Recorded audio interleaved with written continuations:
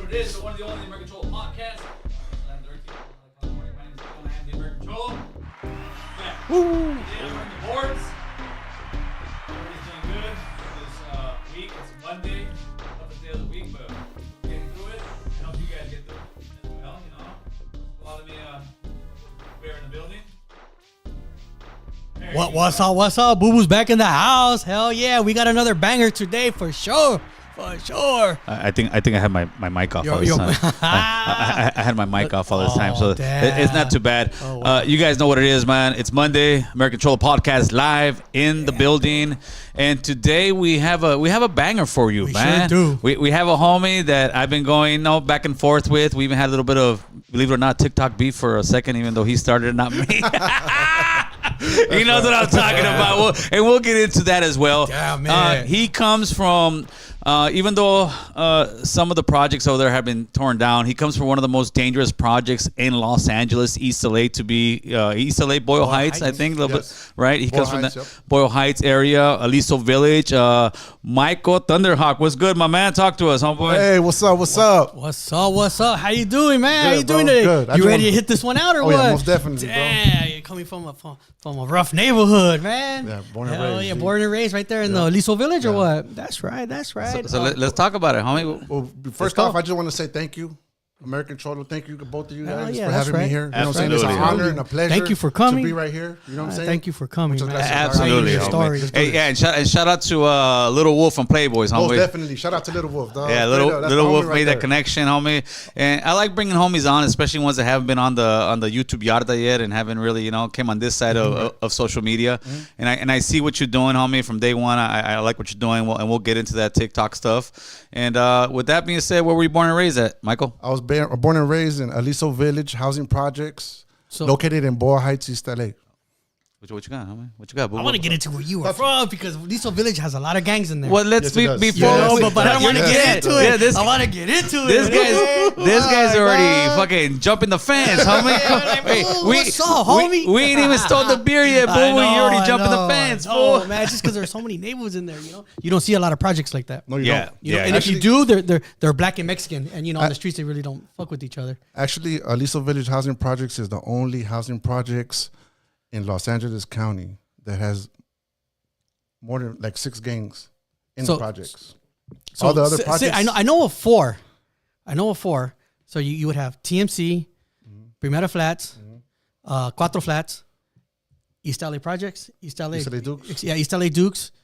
Al Capone. Okay. I told you. Al Capone, okay. East Coast Crips. Yep. So, but East Coast Crips were only in there for a little while, right? No, actually, well, they were there for about. They started up like in around the 80s. Okay. The early 80s. But before that, there were Bloods. There were Brims. The Brims were there before. They were there way. They were like in the 70s, right? Like like early 70s. And then somehow they just migrated out, and they didn't get into beef with anybody, right? They just migrated out. No. No. See, so what happened was, so basically, all the gangs, right, went at it with them. Oh, okay. All the Hispanic gangs. Yes. Because East Coast wasn't there yet. No, with them. Oh, they were together? Yes. No. Okay, so what happened was, when they came up in the projects, right, there was a whole bunch of different neighborhoods. We were all going at it with each other, right? Now, they started beefing with different barrios. Yes. Because most of it's all barrios. Yes. Old school, right? Yes. So, once they started beefing with different barrios, they started getting attacked from different angles. You get what I'm saying? So basically, it wasn't really no racial thing. Yeah. You know what I'm saying? It was more.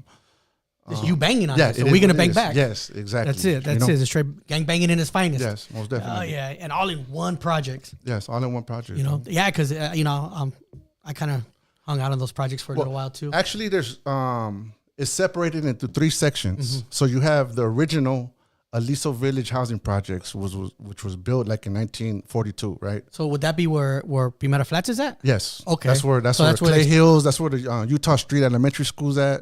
That's the school I went to all my life. Okay. That's Aliso Village. Then you have New Aliso, which is from 1st Street to 4th Street. Okay, that's Pecan Park right there. Pecan Park. Yes, yes. Okay, so that's TMC. TMC, Clarence Street. Clarence Street. I forgot about them. And then from 4th Street on up is Cuatro. Yeah, and then that's Pico Gardens projects. Oh, okay. And then on the other side of First, that's where you had East LA Dukes.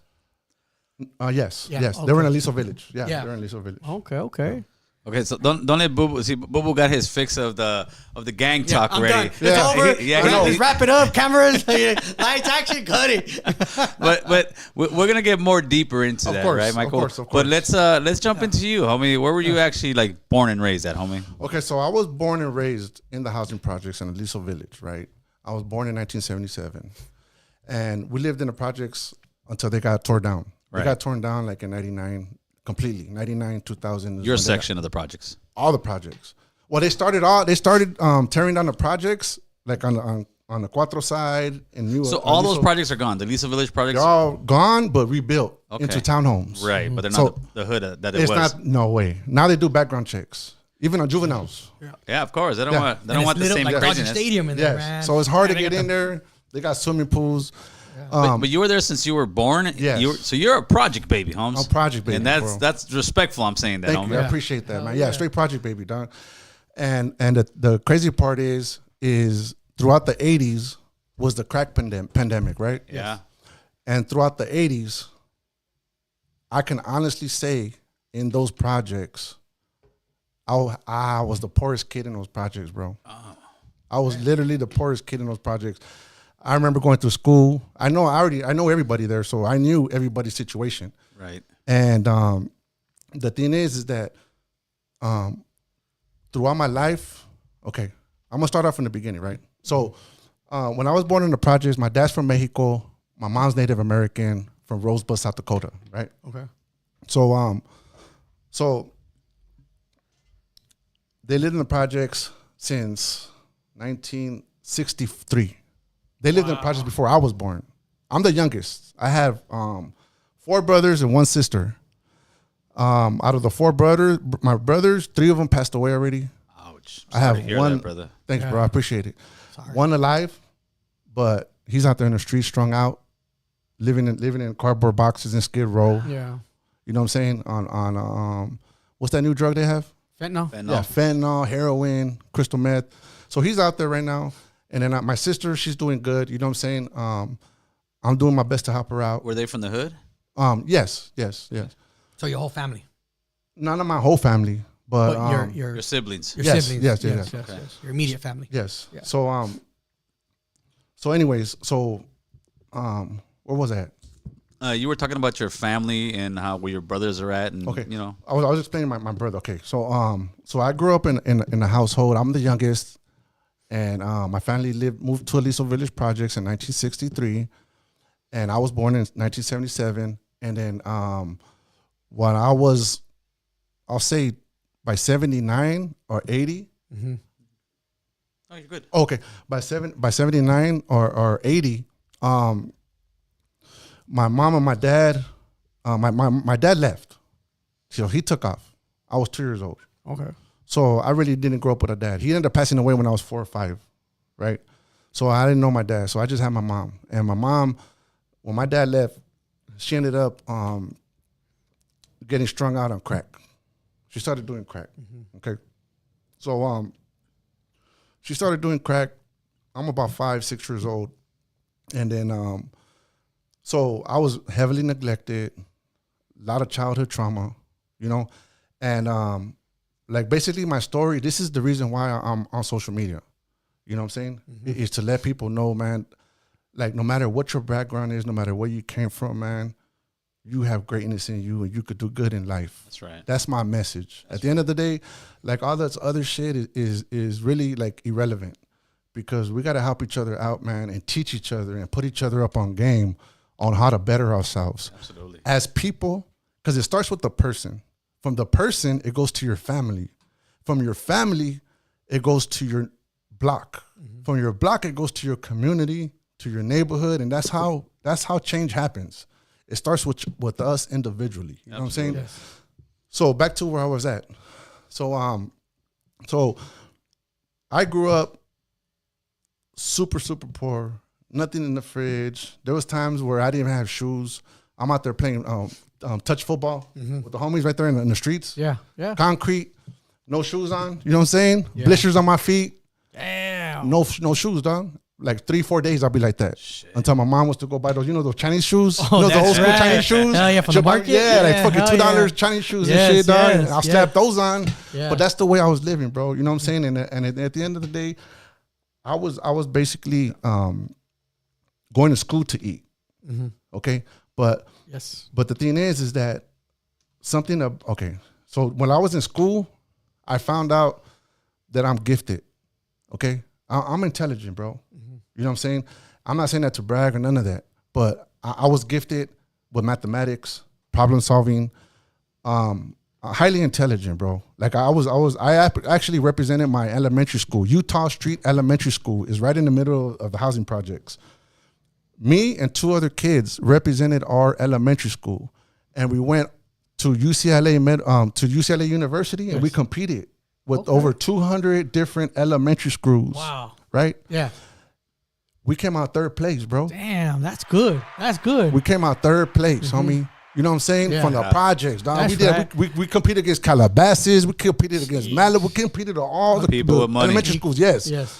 So, and I'll never forget, bro, because they gave us Happy Meals for lunch, dog.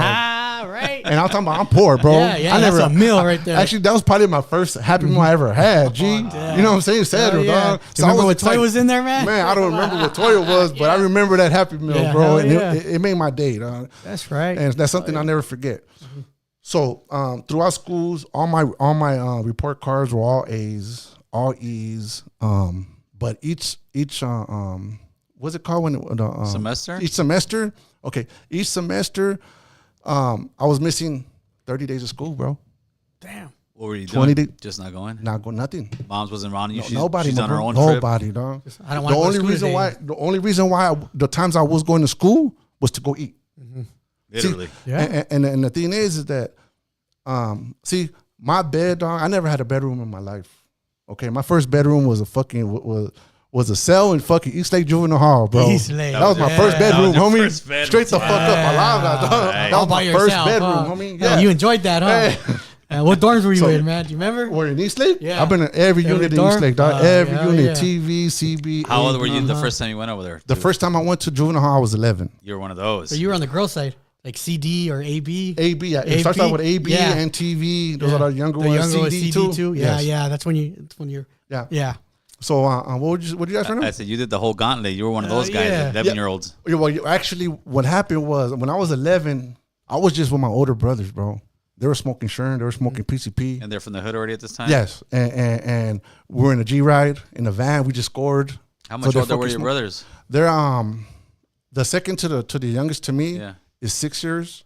Okay. And then it goes to 8. No, it goes to 9, 10, and then 13. Okay, so you had like 17, 19, 20-year-old brothers. You're 11 years old in the hood. Okay, I see where the influence is coming already. Yeah, most definitely. So there I was in a high speed. We're in a high speed chase. The fucking highway patrols behind us. So they went all the way into the projects.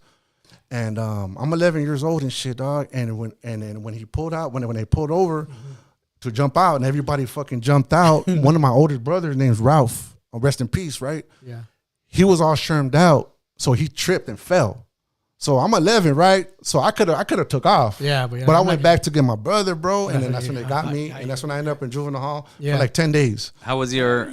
Talk to me about that. You're I mean, most 11-year-old kids are not going through what you're going through at that time. Most 11-year-old kids are, worried about maybe soccer, baseball, some like regular American kids. Right. Talk to me about. Did you know the impact at that time of getting those handcuffs put on you and how it was for you, or did you feel like it was an exciting time for you? To be honest, what I remember most about that was when they got us going into the Unit R. Okay. In Central. Mm-hmm. That is what I remember, bro. Because they got like a little day room. Yeah. For when you first go in, and you could be there for a day or two till they send you to your compa and shit. Yep. So Those hard ass benches. Yeah. Yes. Those hard ass benches. Oh yeah, I remember those days. So that's when I started processing things, and I was I'll be like looking out like this fucking looks like a mental fucking hospital. Yeah. In my mind, you know what I'm saying? I didn't know I was locked up. I don't really know the situation, right? But that was the first time, bro. It was when I was 11 years old. At this point, are you banging the hood? Because if you're going in there, so people aren't hitting you up right now. You're 11 years old. You're kind of a kid. You're just going through the motions. Now, are you knowing what the gang life? No, at that moment, no. Okay. At that point in time, I was familiar with it. Yes, I knew my environment, obviously. Right. But it wasn't really. You're still a kid. Yes, there you go. Yeah, it wasn't something that was on my mind. You know what I'm saying? It wasn't on my mind, but it was on my mind because I remember everybody selling dope. You know what I'm saying? And talk to me about what I guess you considered your bedroom when you were a child. So my bedroom as a child was under the stairs in the housing projects, which is damn. Yeah, so the stairs go up to upstairs. Yes, and you go underneath. so it's super like small. Hole there. Yes, Yeah. yes. Yeah. So in the projects, the whole place is all cement and bricks and stuff. So there's a doorway. Now in that closet, all my fucking teenage brothers, all my family, put all their dirty clothes there, bro. You just push it to the side? No, that was my bed. That's what I slept on, bro. Damn. I'm talking about 7 years old. Yeah, That's wow. nuts, As a 7-year-old little kid, bro.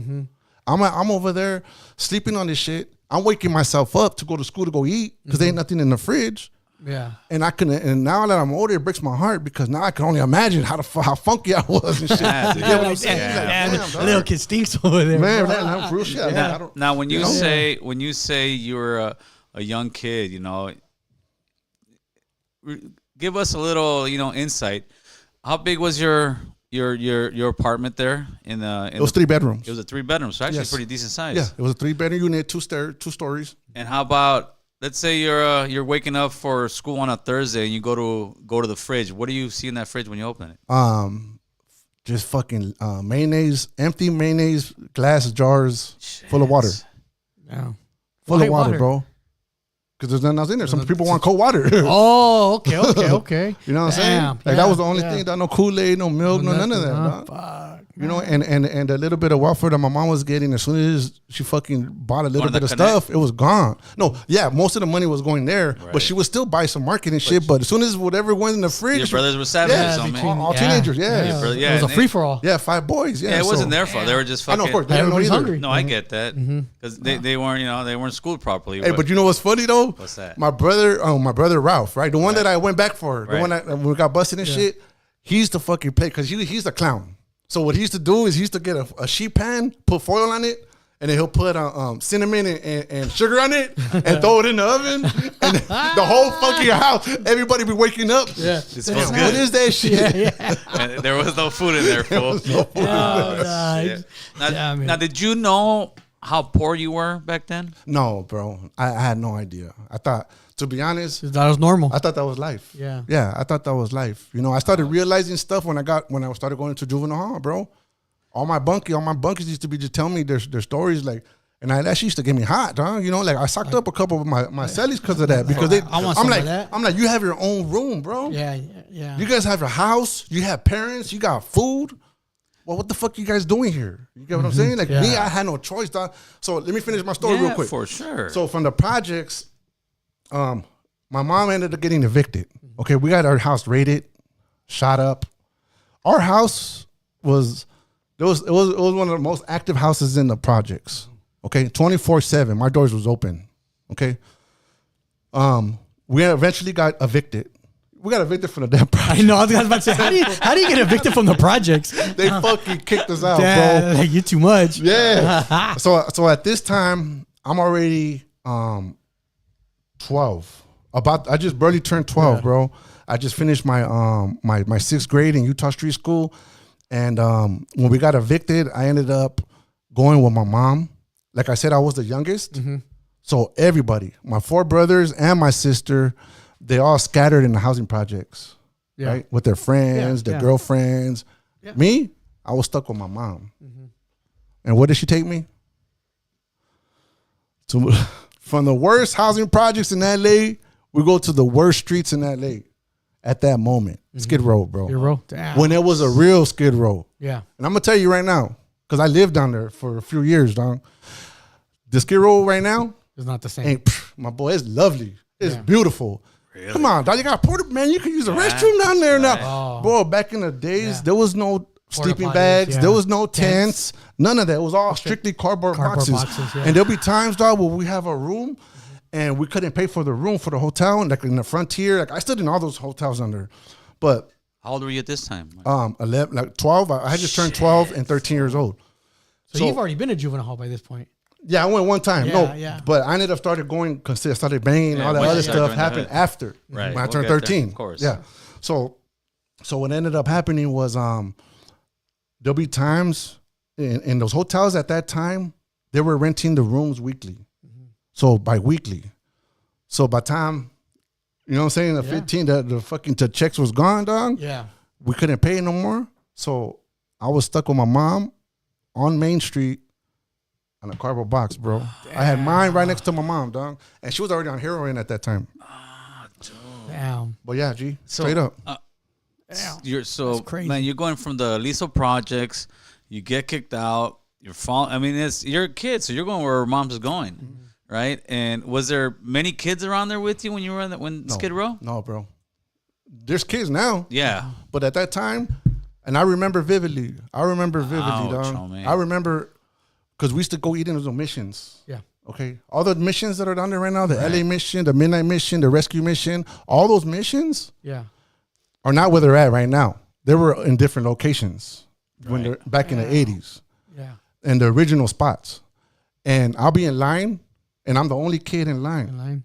Me and my mom, and there'll be nothing but pimps. Yeah. Bums. Dope dealers. It's the worst of the worst. Yeah, it's the Down worst of the there. All worst. in line. I'm in line, getting my tray, eating. There'll be times where I used to double up. Like the unit rescue mission would feed like at 4:30. Yeah. And then the midnight mission will feed like at 5. You know what I'm saying? Right. So what I would do is I'll eat at the unit rescue mission. Yeah, get there early. Take off, go run to the other fucking mission and go eat again, double up. You know? You're literally out there surviving on the streets. Oh yeah. Now what was the conversation with your mom? Did she ever tell you like, "Oh, we're camping," or we had zero conversation. What the fuck? Zero, bro. Zero conversation. It just like if she wanted me to do something or something was gonna happen or something. That's the only communication. But as far as anything else, like she was in her own world, bro. And the thing is that I understand that, you know, because I ended up a heavy drug addict myself, and that gave me a lot of insight. You know, I held a lot of resentment towards my jefita, dog. Of course. Like I used to like, how could you put me? No, she passed away, bro. When I was in YA, I was 16. Oh shit. So I got a story. I'm just saying though, G. No, we're going. My shit. So we got time, homie. We got time. So what was that? Right you're living out of the cardboard box in downtown LA, Holmes. Okay, Jesus. so now you're hooked on drugs. And so no, I didn't get hooked on drugs. So what I started doing, this guy likes to jump in front of the book. Yeah, I know. I see that. Okay, I'll PP game. I'm learning. I'm telling your story, homie. So what ended up happening is it got to a point where I had to do something, and that's when my survival instincts kicked in. So what I started doing is I started going and hitting up all the dope dealers and pimps that was on Main Street. Yeah. And back in then, Skid Row used to be Main Street. Not no more. Now it's what, St. Julian, San Pedro now. Yeah, that's where Pedro. it's at. Oh yeah, back then no, it was Main Street. Main Street was actual the real Main Skid. Street, Yes, huh? yes. Okay. So I see you getting like, it takes you back to those days, huh? Yeah, bro, because there's like so much, man, dog. I seen so much shit, bro. So much blood. People like guts hanging out, like all kinds of crazy shit. I remember we were staying in this hotel. This hotel was just a room. Mm-hmm. We had to go share the restrooms, right? So we used it in the hallway. Right. So everybody in the whole place used to would go to the restrooms. Yeah. So I went to go take a shower one day, right? So I go and you got to pass the stalls to go to the shower. And as I looked, there was this lady, right? A morena, right? She was right there hitting the pipe. All bloody. She had her baby, bro, on the toilet, dog. Oh, damn. And I was like, I fucking ran to the front, to the clerk in the front and told him, man, hey. So fucking, they called the ambulance. They came. They took her. Shit. The baby survived. Yeah. But yeah, G. That's just a little example, dog. Yeah. Like, man. visually saw the terror of crack cocaine and the drug epidemic from the 80s and 90s firsthand as a child, bro. Most definitely. She wouldn't care. She was more worried about that hit. She wanted that taking hit. the hit, bro. That's how bad it was, yes, right? It was bad, bro. You know what I'm saying? And then for your age, somebody to see that, like, what the fuck is going on here? So going through all that, my survival instincts kicked in. So I started going to all the pimps, you know, all the dope dealers, you know. Most of them are all black, right? I grew up around a lot of black people. So most of them, I used to go hit them up. Hey, man, what kind of hat do you want? What kind of jacket you want? So they'll tell me. So I used to go to Broadway, right there on JJ Newberry's and all those stores right there, the department stores. Newberry's, that's right. Bro, I used to go down there and fucking go steal, get those hats from them, and give it to them, and they'll give me $20. Okay. Wow, I used to go to the arcade. I used to go eat. Yeah. So I started hustling. Yeah, my boy, that was my life. Yeah, that's when I started hustling. And then once I started doing that, then I started going back to the projects, hanging out with my brothers, my older brothers, and then that's when one thing. Where were they at this time? They were all in the projects. So they were still. You left with your mom. They stayed in the projects. Yeah, because I was the youngest. Like I said, they were all older. So they went with their friends, their girlfriends. They went to go couch surfing, the whole shebang with the homies. Yeah, you know. So yeah, that's what happened, bro. But how was your first night, if you can recall, of sleeping in a cardboard box, homie, on Main Street? I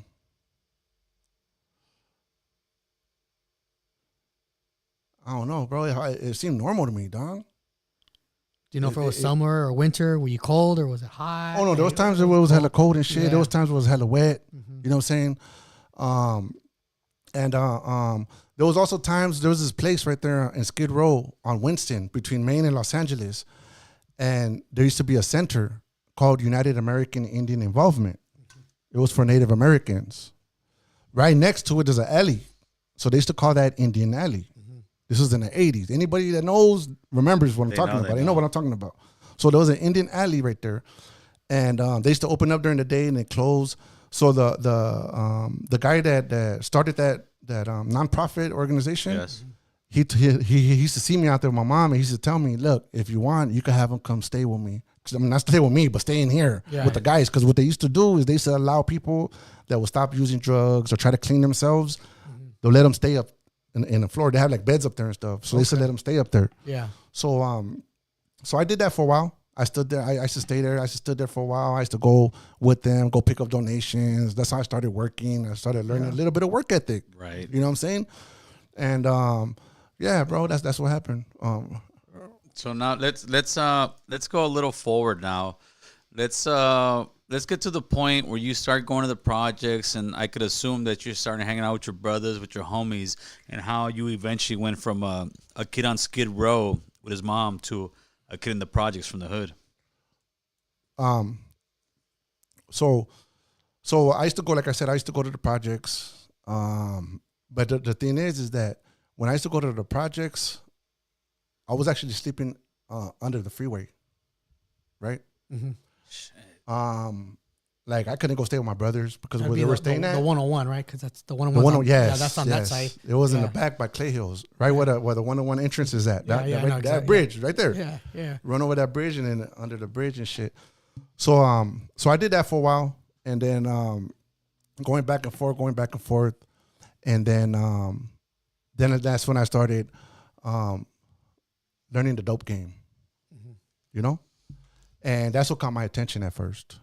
Was making money, you know what I'm saying? Do you remember that first incident? Like you're seeing the homies making their money, or what? Well, I remember my brother doing that. My older brother when I was younger. You know what I'm saying? So I picked up a lot of you know, a lot of street game from him. Yeah, and so yeah, that's when I started doing that, and then you know you can't just go selling dope in any fucking neighborhood, right? That's not how it works. So I mean, yeah, so I got into the barrio and then started making money, and then how old when you got jumped in? I was 13. Okay. Yeah. So where'd you get jumped into, since there's so many neighborhoods in the Aliso Village? Oh, what neighborhood did you get into? Primera Flats. Oh, from Primera Flats? Yeah. Okay. I know, I see it on your head. I know. Got to ask because they don't see it on your head. I know. You know? So did your brothers have an issue with you getting in the hood at all?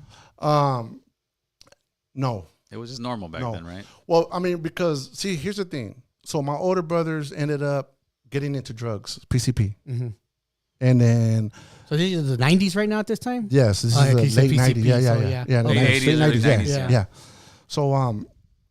So that's when I started messing with PCP too. Right. You know what I'm saying? They got me. See, my brothers. I got high for the first time when I was 4 years old, bro. Shit. Okay, I was 4 years old when I got high for the first time, and it was just pink, sniffy pink. Who put it on you? My brothers, my older brothers, who were under the apartment building and shit. And I remember because I was hallucinating, dog. I saw the Cookie Monster. I saw fucking little taco trucks and shit. Yeah, bro. So remember that, huh? And I'm over here sniffing that fucking paint. I'm 4 years old, bro, and I'm over here hallucinating. It was like Chuck with a big VGV, home with big happy, fucking doing the paint, and he slows, Holmes. Yeah. But as a 4-year-old, that's bro. Insane, fool. Yeah. That's insane. I mean, they're teenagers, right? They're 12, 13. They're like, let's see what happens. Yeah. So when you start slanging dope, what you guys slanging over there? Rock. You like rock cocaine? Rock. That was the main one. That was from the 80s and 90s. That was the main thing. I ask you, like, for people who don't know, you know. Yeah. So, so since then, most of my time, I ended up being locked up a lot of the time. Okay. So most of my time, that's when I started going. I started going to placement, selling dope. You know, I sold to undercover one time. You know what I'm saying? So, I mean, I got a lot of experiences, bro. How was that? Fool? Let's get to it. You're out there on the block. How'd you get caught slipping? Fool? What kind of car did you come in? I mean, the thing is that no, they just pulled up, bro. They just pulled up. I made the sale. I was, like I said, I was 13, learning. You know what I'm saying? I'm still, and I made the sale. I got the money, and then as soon as I was going up the stairs, the fucking Hudas came. Boom. They fucking snatched me up, took me in. And then that's when I ended up in Rancho San Antonio, right here in Chatsworth. Okay. In placement. Okay, that was your first placement. Yeah, I've been to 2 placements. I went to Kirby. I AWOL from Kirby, and then 3 camps, all in Challenger, Anazuka, McNair, and going through that Smith. You went to the whole system, fool. Yeah. So I mean, and that's what I'm saying. So most of my time I was like locked up and running amok. And the reason, because I was always on the run. You know what I'm saying? I was out there gangbanging. I was always up to no good. How many of the homies are out there on the block slanging dope and kicking it back in those days when the night you got arrested? What was a normal night like on a Friday, Saturday night? When I got arrested, it wasn't during the daytime. Oh, shit. Oh, they wouldn't do no shit like that at night. Not in the projects. Oh, they wouldn't even come in there, huh? No. Oh, really? I'm going to tell you, in the projects, dog, I remember, because there's shootouts every night in those projects. Because I can imagine gang of neighborhoods going at it. Yeah. So the police, I see the police, and there'd be a shootout, they bust a bitch. No way. Yes. I've seen that twice. I believe that too. Yes. I believe there's a shootout, they bounce. They're gone. Gone. You know? So now you got caught for slanging dope. You're moving up the game. That's how it is, homie. You start getting caught, right? When did you end up going to YA? I went to YA at the end of 94. Okay, so you must have been like a 6'5" or something. 6'9". 6'9". Oh, they started moving fast back then. 6'9". 6'3", 298, Holmes. Ah, that's right. That's right. Oh, gee, that's right. So talk to me about YA when you get in there. Okay, so here's the thing. Back to my jefita, right? So, like I said, I've done all this time. I've been to all these places. No visits. I was one of those ones that, that everybody will get visits. And you were the one staying in the back. Watching movies. You're watching movies in the day room. Yes. Yeah. So I was always that. I was always left out. That bothered me. That hurt me. Yeah. Like all the time. Gee, you know what I'm saying? Like, damn. No, it does. It does. It does hurt because I got one visit from my mom, but yet my mom's boyfriend would go to jail all the time and she would be there every weekend. Yeah. And then so that type of shit goes through your mind. Like, damn, I'm sitting here. My mom doesn't even visit me, but yet she was always visiting her boyfriend, So that puts like a mental state on you for some reason. Like you don't even feel loved or something, right? Because that's the way I felt. I remember being in Central, and like Central, like you say, you had to be like around 10, 12 or 11, on the girl side, And I remember feeling that, like, damn, same thing, being in the day room, just like watching movies, like, damn. Do you remember playing softball over there? Right there. Even in the gym at the basketball, or you go to school with them. That's why they call it the girl side because they have their own dorm dorm, but like you got to, you got to interact with them, you know. So yeah, I remember doing all those jumping jacks and shit, like fuck all that, you know. Yeah, I was there in was that 91, 92? Okay. I think I was around that age, you know. And then my story, I kind of hung out in Aliso Village myself. Oh, so you're familiar with the project? I know everywhere you're talking about. I don't know if you noticed that or not. Okay, you know? I have noticed that. Yeah. So when I was there, it was around the time that Homeboy's Bakery went up in flames, caught on fire. Okay. It was around the time that J-Lo and Ja Rule did the video right there, Pecan Park. Yeah, that was after the, that was when they were tearing them down. Yeah. So it was all around that time, you know. But there was that chief, he came from New York. I always forget his name. What was his name, Gil? You always remember. Garrow Gates. Remember when he was a chief of police? I remember him. Yeah. Man, and that's when fucking the LAPD got rough, man. That's when they were like, dude, they would swoop up like 30 deep on your ass, and they would come in with that helicopter. Man, I remember I was running through Pecan Park, like we were just running, and that fucking chopper, man, I swear those blades were going to chop my head off, man, because they would come in low, and they would be like, get the fuck down, like, fuck you, you know? yeah, and then that's where I met Father Greg at, too, because his church was right there as well, you know? Yes. So I kind of hung out there for a little while, you know. So I know a lot of those streets, like Moon's Liquor Store. Yeah, man. I don't think they're there no more. I haven't been there in years. It's still there. Are they still there? No, I don't think they're still there. Yeah. But the liquor store's still there. The liquor store's still open right there. Yeah, because now it's all like you say, townhomes. But some of those projects right there next to the church, I think they stayed up, but they just renovated, remodeled them or something. Like a lot of people died right there in front of Moons. Yeah, I know that. There's a payphone right there. I don't know if you remember. Yeah, I remember that payphone. Yeah, I know that because you would get Cuatro Flats that would come through there. You get all the other neighborhoods that come through there, you know, and then they would catch food sitting right there. Well, that neighborhood that was there, you know. Yeah, I remember all that, man. That's right. When you said like when you said that they're making crack, because that was a lot of crack houses that they would make them in those projects. And I remember going to a couple of them. I'm like, fuck, this is crazy, you know? Yeah, the crack pandemic was no joke. I remember cooking that shit, bro. You put 7 Up, you make blow up. Double up, homie. Yeah, double up, homie. That was for the night shift. They just want to swung it, fool. I got that double up, player. We were having that conversation a little while ago, you know, before you showed up. I was like, that's why I learned to make it right there in Aliso Village. Okay, yes. You know, and it wasn't by choice. It's like I started hanging around with those guys. And that was the environment. Yeah, that was the environment that you in. Yes, that's what it was all about. So we were talking a little bit about before you went to Hawaii, but you guys veered off on this part, and I like this part of the conversation. Talk to me about, I mean, I could only imagine how dangerous that would be, because that would be like my hood and we're in the same vicinity, and every other, you got different enemy hoods, but you're all in the same project. So it's by buildings, bro. It's by buildings. It's by buildings.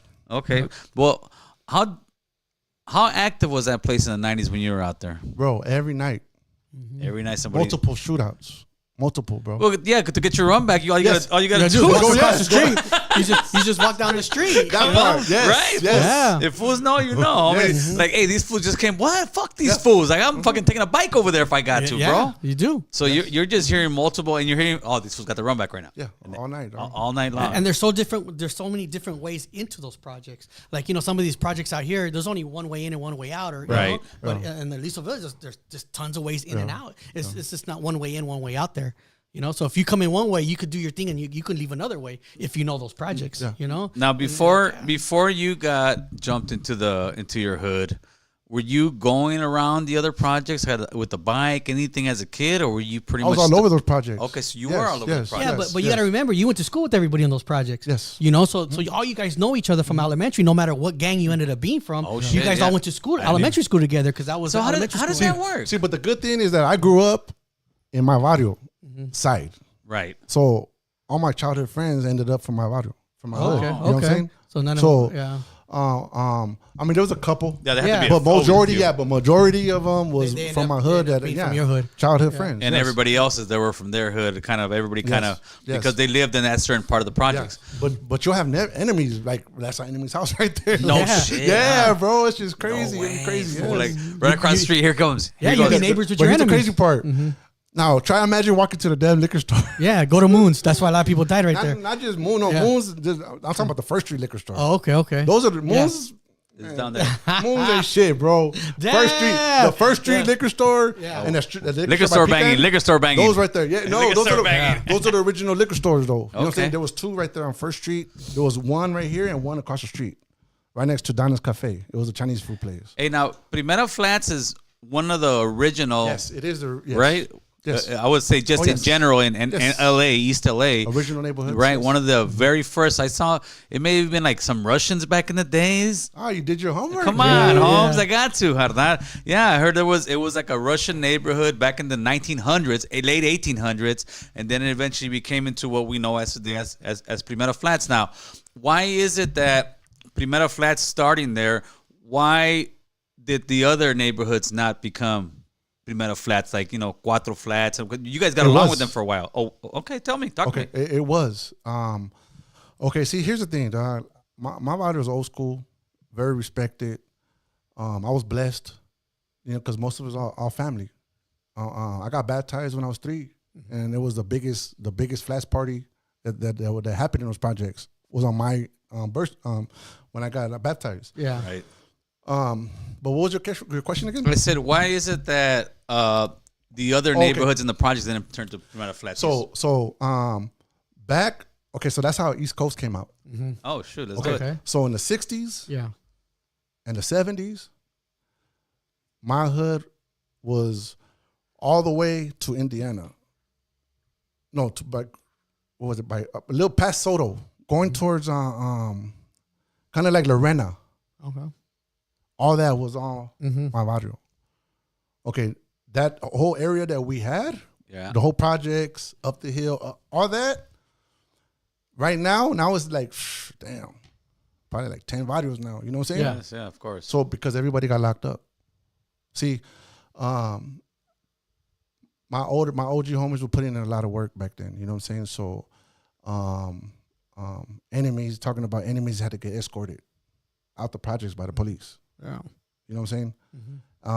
It was turned up back then, bro. You know what I'm saying? I don't want to say too much, but the thing is that a lot of people ended up getting locked up, and that's what ended up happening. You know what I'm saying? And then you started having other gangs start forming up, start popping up little by little, and some of those gangs you guys actually got along with very well, and then one thing leads to another, and then here we go. We go beefing one another, and decades on, and we're still doing the same thing. Mm-hmm.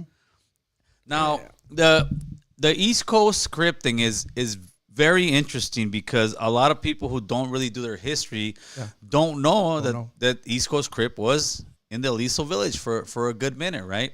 And there was also a good chunk of African Americans in those projects. Big chunk. Right? And it wasn't this racial divide back then. It was just, how was your, did you have any black homies in your hood at that time? I had, yes, a few black homies from my hood. But I'll say half of my friends were all black. Mm-hmm. Oh, okay. And like I said, I was the poorest kid in those projects. Yeah. So, like a lot of families, like Raza too, but I'm just saying, like a lot of black families took me in. Like they took me, not camping, but fishing, to the lake and shit, to the beach. They fed me. They used to feed me. Damn. In the projects. Yes. Wow. And I'm talking about like I'm a little kid, like 7, 8, 9 years old and shit. Yeah. So I was taken care of, man, and I had a great relationship with them. That's why a lot of people try to be like, oh, well, I be on some racist shit on my TikTok, but it's not even like that, G. You know what I'm saying? Yeah. So I mean, at the end of the day, it's all love, man. So that's how I ended up growing up like that. But that's how the project was, though. Now, when you were a young guy, do you remember still East Coast Crypto, or were they gone by the time you started kind of realizing? Oh, yeah, I remember. Yeah. They were still there. Yeah. When was the year that they finally left? I got shot by them. Oh shit! Okay. Oh yeah. Oh yeah, most definitely. So when was the year that they finally got pushed out of the projects? I'll say 93. Okay, that's awesome. So they were there into the 90s, huh? Yes. Oh yes. shit! Well, the Brims were there too, right? Yeah, but they were there way back. It was different though back then. But there was a lot.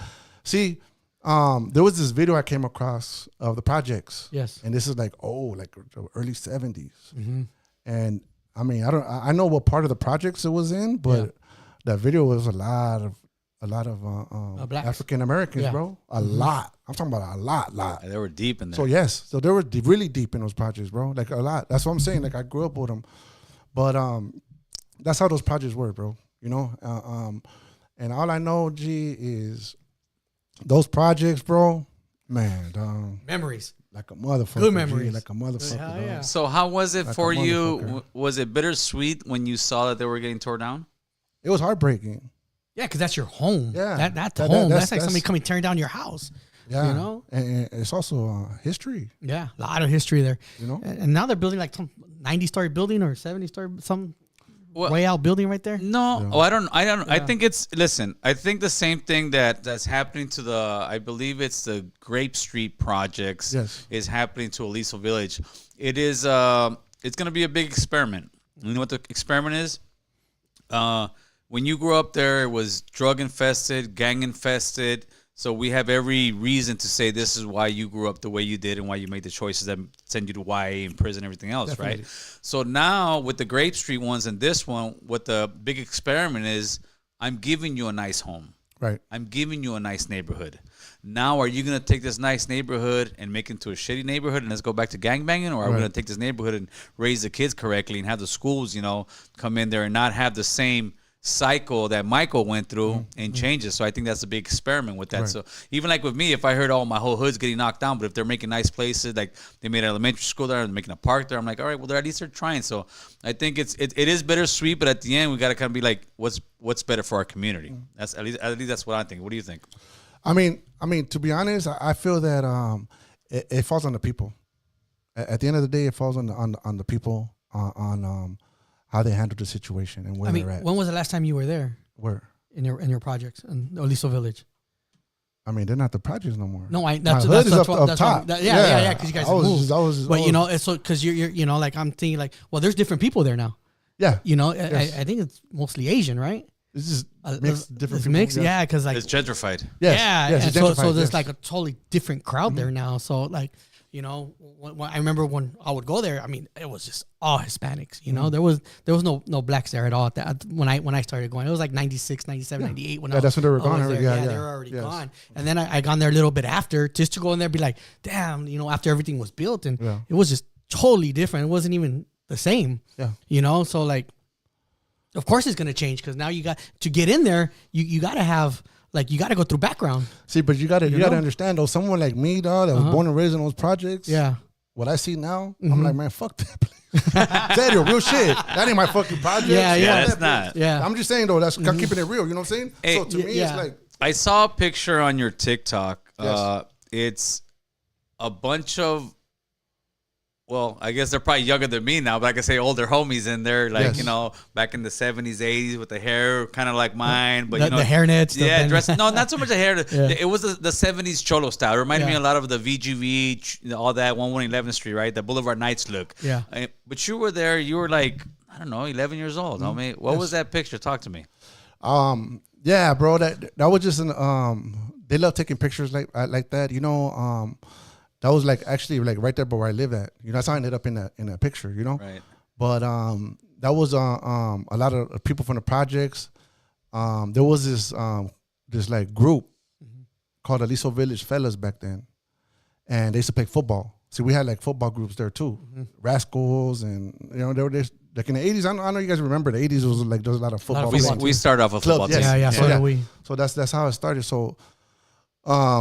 So that's majority of those people were from the Aliso Village Fellas right there. You know what I'm saying? And those are all my brother's homies, my brother's friends growing up, and my older brothers. So they all knew me. You know what I'm saying? They all know me. Was there ever a point that most of the projects there got along as far as hoods, or when the gang first popped up, you guys already have beef with them?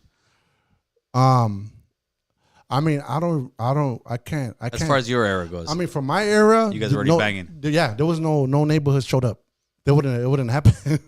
What do you mean that wouldn't show up? There was no new hoods. Oh, there was that. Yeah. No. Yeah, but I'm talking about the older hoods, like when they first came out. Like you had Cuatro, you had Capone, you had what else? East LA Dukes. East LA Dukes. Was there any time that you guys or some of them got along with each other that you heard of before, or by the time you just came in, you just knew that these were the enemies at the time? Well, a lot of us got along at that time. Okay. I mean, a few different neighborhoods got along, and I mean, like I said, dog, in the 80s it just got worse.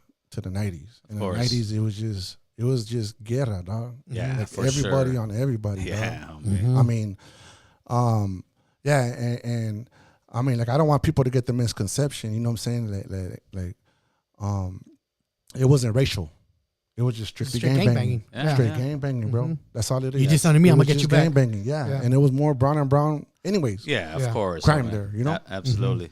So now let's go back to Big Michael going to YA for the first time, homie. Oh yeah, that's where I left off. Yeah, that's all right. We got time, homie. All right, so you're doing the placement thing. You did the camp thing. Now you're graduating to the California Youth Authority, homie. So what I was explaining to you, right? Yeah. Was every time I was in camp, I was in the halls. I never got visits. Mm-hmm. Oh yeah, that's right. So I was always in the day room. Those kids with no family watching movies. That's all I did. Right. So I held a lot of resentment because of that, at that time. But anyways, so the reason why I brought that up was when I ended up going to YA. That was the first time my mom went to go see me in Eastlake. Okay. She brought me some shoes. She brought me a little care package. Yeah. Right before I left. And then that was my first visit, right? And then when I hit SR and I was in SRCC, break was Pico was receiving, and I ended up going to Drake. So as I was there, my mom, she ended up passing away. She overdosed on heroin in Skid Row in one of those sleazy ass hotels and shit. Yeah. Sorry about that, man. She was getting high with some people. She overdosed. I guess they left her. How'd you find out? I got a little story for that now. Okay. So anyways, she ended up going to visit me in SR again. That was the last time I seen her, was in SRCC. Yeah. So she ended up passing away a year later. And at this time, okay, like I said, I'm very smart, dog, like very intelligent, dog. School was easy for me. You know what I'm saying? Yeah. When I was doing mathematics in school, the teacher used to have me go on the board, show how I came out with my answer because they thought I was cheating, right? Because I was quick. I do it in my head. So anyways, in YA, they give you the scores. So I was flying colors, college. So that's why I ended up going to Ventura. Ah, okay. Because of that. Yeah. So I ended up going to Ventura because they have a college program there. So while I was in Ventura, I had a female ass fucking jale right there, dog. I was working at the SPC kitchen. Okay, yeah. Kitchen jale. There was only like 7 people there. Yeah. I was one of them. You know what I'm saying? And we had it was female, dog. Trust me. And the people were righteous that was there with me, dog. Like, I've been there. Yeah. I've been there. So we used to go and we used to cook and serve the staff and teachers there. So there'll be times, okay, so in Ventura, there's a fire camp there. Yeah, for sure. So the instructors or the people, the captains and all that, yeah. They used to come and eat. Mm-hmm. So I'll be right there in the cashier and I'll be hitting them up like, "What's up, dog?" But me, like, I got escapes. I got a lot of violence on my record. Mm-hmm. So they didn't want. I was having a hard time for them to accept me. Accept you, yeah. But I talked to one of the main ones, and he gave me a little bit of hope. Mm-hmm. And he was like, "You know what? I'm gonna check it out for you. Don't trip, man. How much time you got left and all that?" He's seen. So he was like, "All right." So one day I'm in the cell, and then they call me to the program office. I forgot what it was called. The main office, like the right? counselor's office or whatever. Yeah. And then in my mind, they fucking call me. They're gonna call me to go to camp. So I'm like, yeah, dog. Yeah. So I fucking get G'd up, put my fucking, you know what I'm saying? Yeah. Clothes, crease stuff, shiny boots and shit, dog. My best, dog. And I go, and I'm expecting an interview. And when I walk into the fucking room, bro, my oldest brother, Red Eyes, my cuñada, my other brother, the fucking chaplain, my fucking counselor, my parole agent, we're all sitting in the fucking conference table. And I'm like, whoa. I'm like, what the fuck? What the fuck is this? And G, that's when they told me, man. Damn. And the thing is that they told me that she died of a heart attack because they didn't want to tell me exactly what it was. Yeah. So like for a long time, I thought that's what it was until I found out what it was. Yeah, she ended up overdosing. But that's what they told me at the time. And man, bro, that shit fucking hit me hard. And Absolutely. Then, So that's how I ended up finding out. Was it like a double-edged sword where you were upset at your mom? No. Okay. No, I was, to be honest, I got numb, dog. I was just numb, and I had a hard time processing it. I didn't really understand it. I didn't believe it, to be honest. Yeah. Even when I got out of the way, I was expected to see my mom, but yeah, G, that's what ended up happening, man. So she ended up passing away. So I lost my mom, man, a long time ago, and I know she wasn't the greatest mother, you know, but I got a lot of love and respect for her because she got me here, bro. I'm here right now. I'm an American Cholo right now. What's up? Well, the sad truth, Michael, is that you lost your mom years before that to drugs. Yes, definitely. Is what it was, right? Yes. And you were just following the path that you were given at the time. So now you're getting out of YA. What are you doing? So I get out of YA. Well, you know where you were over there in Ventura, you remember? I was in CLC. Yeah, CLC, CDA. I was at CDC. Okay. I was at CDC. That's right. Okay. So, anyway, so I got out with a different mentality, and it was just all about fucking making money, bro. You know, it was all about making money, hustling, do what I got to do to make money, and then that's when I met my first baby mama, and she helped me, dog, like change. That's how I started changing without realizing I was changing. Okay. She was going to college, ELAC, East LA College. Yeah. And she convinced me to go after I got out of YA. Okay, nice. So I went to college for like about 5 months. I got a couple credits. How were couple units. How were your grades? They weren't all that great, but yeah. You passed. Yeah, I went and I did that. What'd you go for? I went for child development. Okay. That's what I was trying to major in. Mm-hmm. But anyways, so I stopped going to school. I started like, fuck this. And then Back in the hood. Yeah, I started fucking doing licks. So I ended up getting locked up for armed robbery. You were doing the robberies, huh? Yeah. Are you getting high at this time, Holmes? Yes, of course. What are you using? At that time, I was PCP. And you really shermed out, huh? And Ghostbusters. What the fuck, Ghostbusters? Let me see. Let me see. It depends. We all call it different shit, homie. Yeah. It's well, we call it the new movie's out. I just saw that shit. I took my daughter to see that movie. That shit's hard, bro. I don't think that's the Ghostbusters they're talking about, fool. Yeah. So what it is Primo, a P-Dog. Yeah. Dip. Okay. We call those like Romeos over here, fool. Okay. That's what we did because we would say a Primo would be this, and then when we dip it with Sherm, that Primo turns into a Romeo, fool. So over here, I'm sure everybody would do a little different, but that's what you were smoking, huh, fool? Yeah. Oh, Jesus. And I was really into that, man. PCP for a long time, man. Yeah, Sherm was no joke, fool. Sherm was no joke. That's when it was real. Yeah, Sherm was no joke. That's when that shit was real. Yeah, exactly. That shit. Yeah, that's like some. That's fluid, homeboy. Yeah. So so you're smoking this shit and you're slanging a little bit, but you're just living the street life at this point, huh? Well, I was doing licks at that time, and then but I mean the thing is that I was traveling, I was doing things, dog. I was going out of state, I was experiencing things. I was just out the block. I was you out and the your girl, project. you and your baby mom at the time, or she used to go with me too. You know what I'm saying? But like she had me approach things differently. You know what I'm saying? Like even physically, like. Right. I went from long socks to short socks. I started growing up. Gee, you weren't that down, fool. I went from you got weed, call me. You got weed. You weren't that down, fool. Yeah. So she stole my heart. That's what it was. That's right, fool. That's right. So I started changing my style. I started wearing Air Maxes, and I stopped the Cortezes. Okay. You know what I'm saying? Yeah. Time was changing too. But yes, that's what I'm saying. Time was changing. So I started doing all that too, but that's when I ended up picking up my first term. So robbery. Yeah, I did 5 years. What was before you go to that one? Walk me through your very, very first robbery, homie. When you get in the strap and you're getting ready to go in there and rob somebody. How are you feeling? What are you processing? The very first one. I mean, you just got to be prepared for the worst case scenario. Okay. At the end of the day, you got to have that kind of mindset, dog. You know what I'm saying? And that way, whatever happens, you're ready for it. Now, did one of your older homies put you up on that? Yes. Were you robbing jewelry stores, liquor stores? I mean, what kind of stores?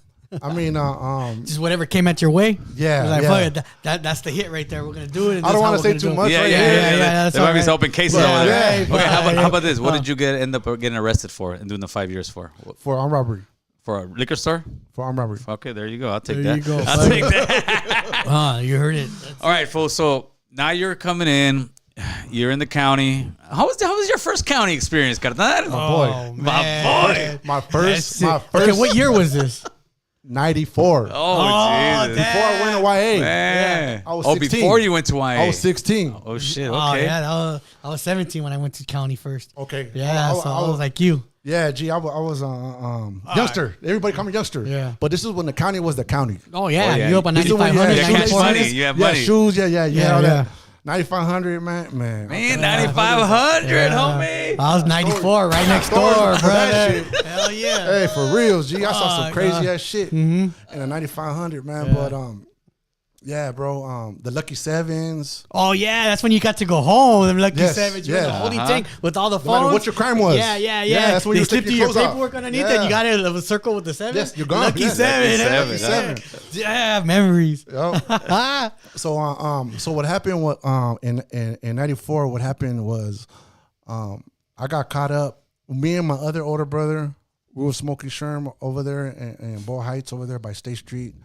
And State Street. Yeah, that's what. That's where you get it. That's where we go. That's what the double ups were. So at. yes. Yeah. They're in podcast. So we're by the freeway, right there Right. by State. You know the free. Okay, we're over there because we used to go right there under the bridge and shit right there. We used to be right there, bro. So, so we're crossing the street. The police show up. I'm shermed the fuck out. Yeah. I had a full bottle. I don't know if you guys remember Bombed those out. brown. Yeah. Brown bottles? Fuck Bro, yeah. shit. You Oh. dip your shit in. So I get my bottle The done. hunter pour and shit. I fucking throw that shit on the floor. It didn't break. That shit. I just bounce. Like, damn. It didn't break. That shit Hey. fucking bounced. Hey, I had homies go to the joint for those bottles, bro. Yes. Like they would give you So like I'm attempted serious. murder on that That's why- shit. That's why I ended up staying there for a couple months. Yeah, I was in Supermax, medium south when they had Yeah. the weights. Like I was at fucking 2900. When they had freeway sleepers, like Yeah. back then, Yeah, it was for different. sure. It was Yeah, different back then, bro. different world, fool. But once they found, I used my brother's name. That's what happened. Oh, So when 60 that years old in there. Yes. So I used my brother's that's name. how He's you 6 years ended older up than in me. there. That's how I ended up in the county. And back then they didn't have that electronic. Yeah, of No, course no, not. shit. no. It was all the fucking, yeah. So when they found out who I was and my age, they kicked me out. you They out. said, Yeah, "Oh, fool. you're good. Oh, as a minor. Yeah, that would've been a That lawsuit. would've been a lawsuit. That would've been a lawsuit, That would've been a fool. lawsuit. Sam, so you're 16 years old in LA County, In LA fool. County. That's vicious, homie. Yeah, you I go mean, there, you see grown men crying, bro. Well, getting yeah. beat up. And then these grown men look at you and they're like, the fuck? And your eyes are big as fuck because you're scared like Yes. a motherfucker. Yes. Like, I ain't gonna lie, shit, 17 years old being in that fucking 9400? Shit, I was scared as a motherfucker, dog. that's I got right, these yeah. big ass essays like, the fuck, just That's- checking you yeah, out. Like, and they ain't got no problem checking you out, you know? They're like, what the That's fuck when is homies were on this? swole and big fuckers, fool. Yeah, because you had weights in there still. for You sure. know, like, yeah, fuck that. So now you catch a robbery. You catching the chain upstate. Talk to me about that whole process for you. Well, so like I said, when I got out of YA, that's when I met my baby mom. And my baby mom, man, solid as fuck, bro. You know what I'm saying? Shout out to my baby mom, man. That's right, I'm oh saying boy. she's my Right. first baby mom, man. She stayed holding it down for my son, man. All my times locked up and shit. She's solid, bro. So when I started hitting the county, she was there. Thursday, Friday, Saturday, Sunday. Damn. She'll be out there in the line at 5:30 in the morning. I was always the first one. I didn't miss a visit Yeah. to all the prisons. Spoiled. My first term, I ended up going to 5 different prisons. Yeah.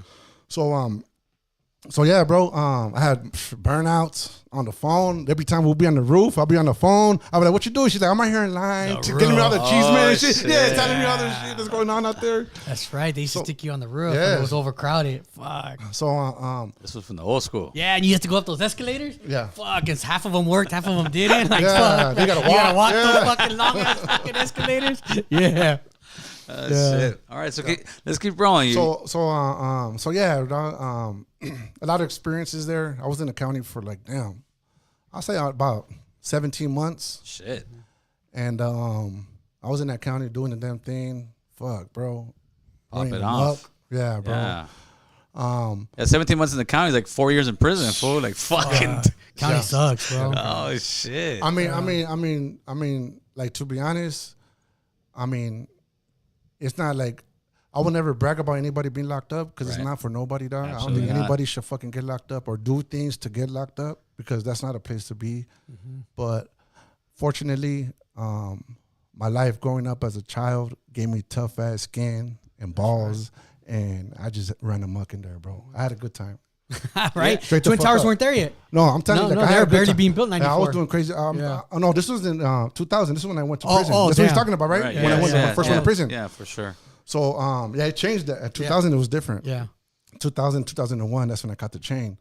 But yeah, bro, I'll be like getting 2 different visits from 2 different hyenas and shit. So my baby mom was like clockwork. Yeah, she'll be the first one. So you already knew. So there's shift change. Yeah, there's visits at night. Okay. So what I should do, one of my bunkies or my vecino that didn't get no visits, I had nobody. Yeah. I hook him up, show me your wristband. Yeah. Take the fucking wristband, and my other hyena will pull him out, and I'll be out there. Hey, she said, "Fuck your shout out right now." She said, "All right." She said, "Fuck your shout out." Hey, I'm not a bet. Yeah, I know, bro. Hey, yeah, I was a different person. Keeping it real. I hear you, fool. I hear you, man, for sure. So, talk to me about, now you're moving up the ladder of the gang life. Well, you're moving up the ladder. You're going for placement. You're going to YA. You're hitting the county. Now you're hitting with the big boys where, everybody who's in the streets thinks they want to be, homie. Now you're hitting prison. Talk to me about that experience.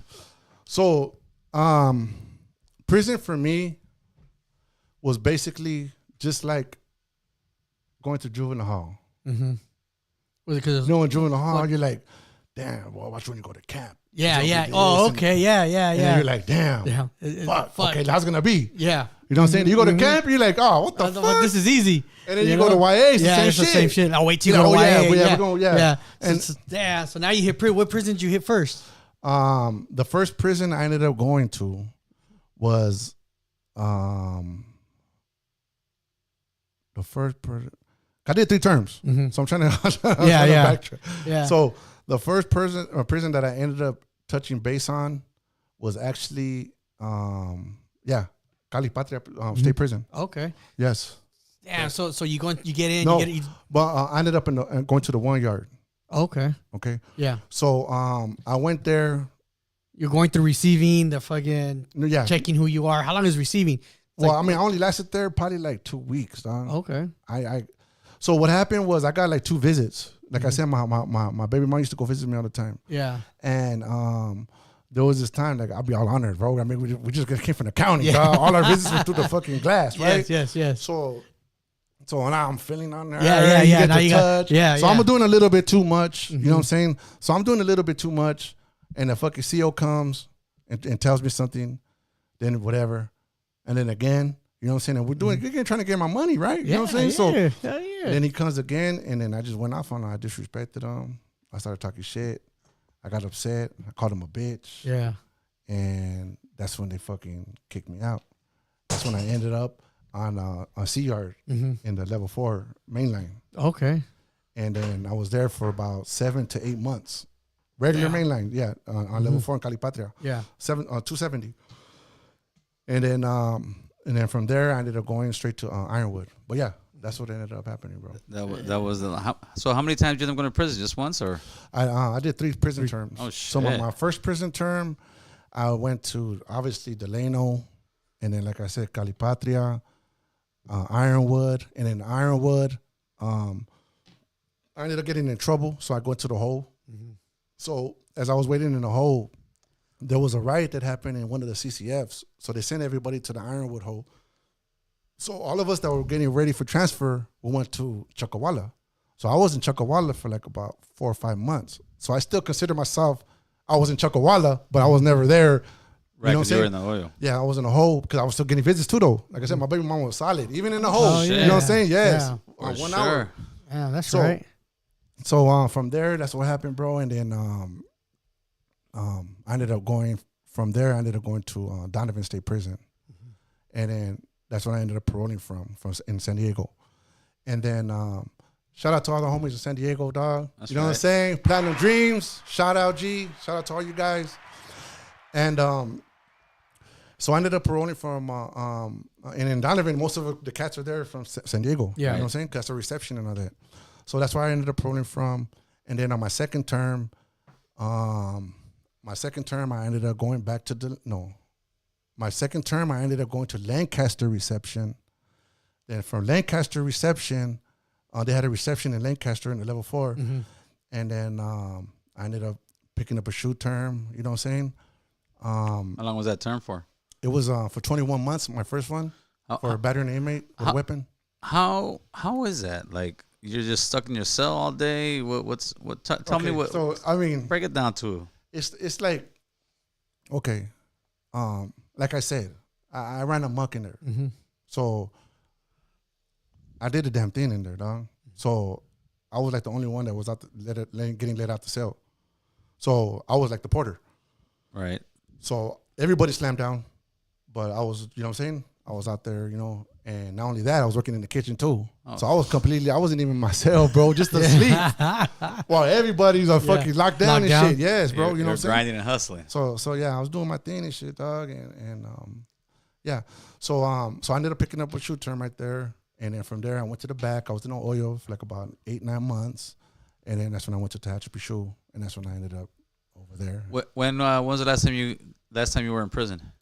The last time I was in prison was in 2000 and the end of 2016. Okay, so it hasn't been a while. The last time I got locked up. The last time I got locked up. If he was dating your daughter, you'd be like, "What? What do you mean? In 2016?"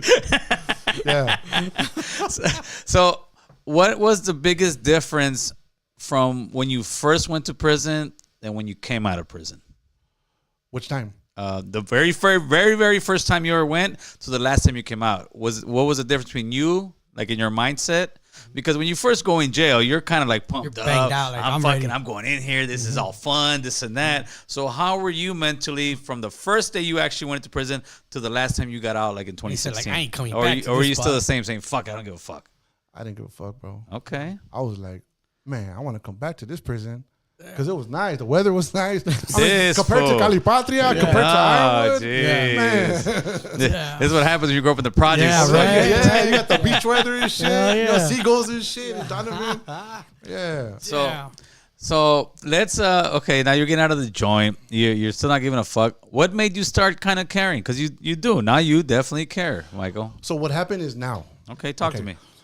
Okay, so we're going to go to now, right? Yes. Okay, so what ended up happening is I got out, I paroled, strung out, right? Mm-hmm. Heroin, methadone, and crystal meth, but not too much this last time. When I stopped, I was just on methadone and heroin.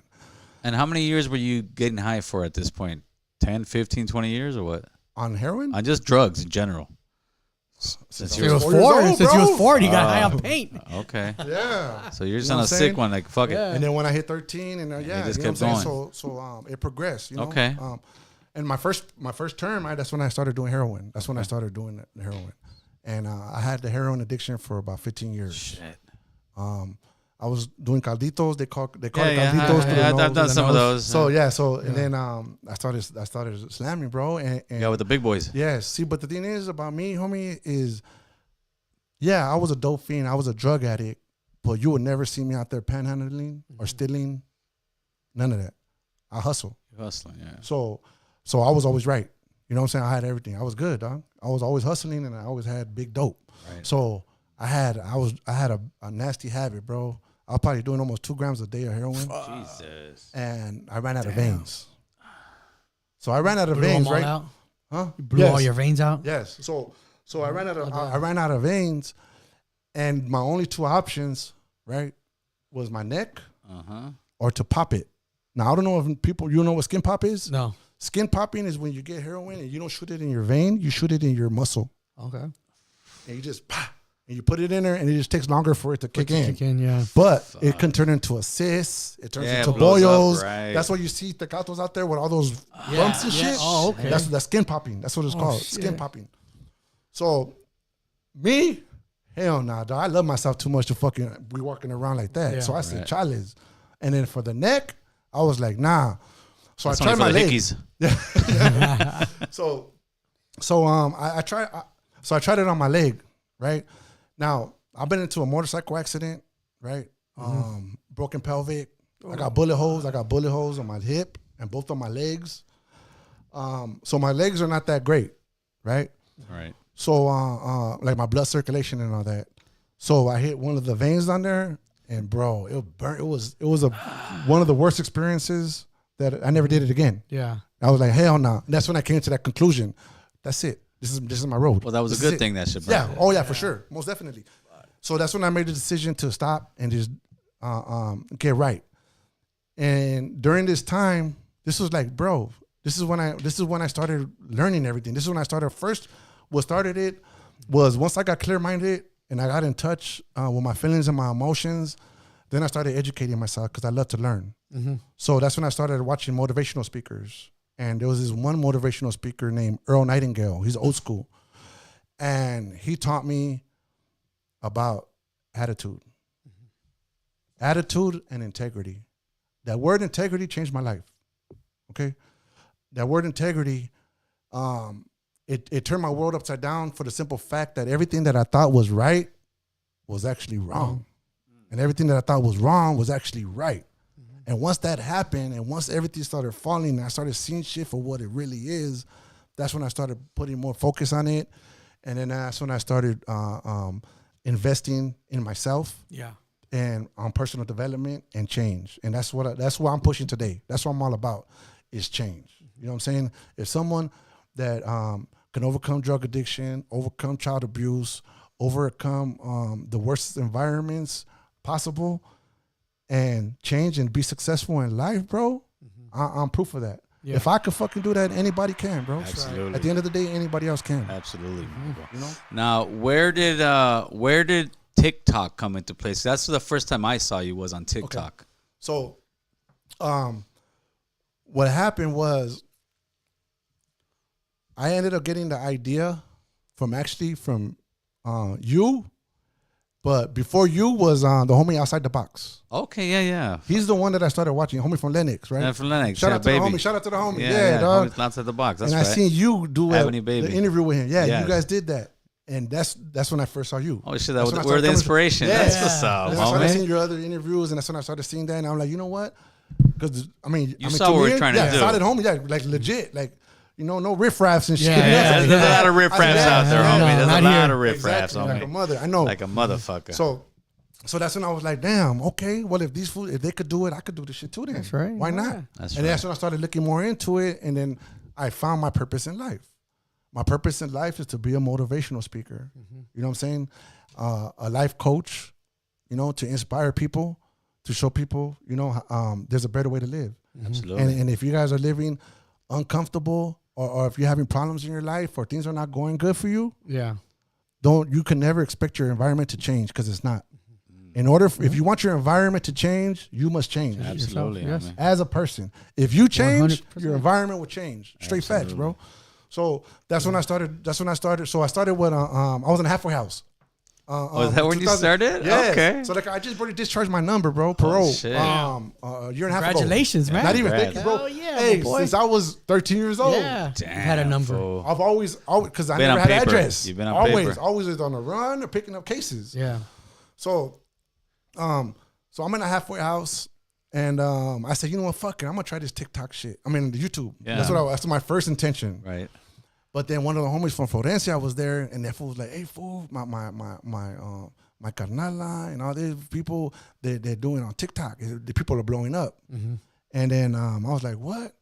And he was like, yeah. He's like, man, give it a shot. Throw a couple of videos out there, and you can see, you know, because it's a lot more, because it's quicker. Right. Everything's quicker over there.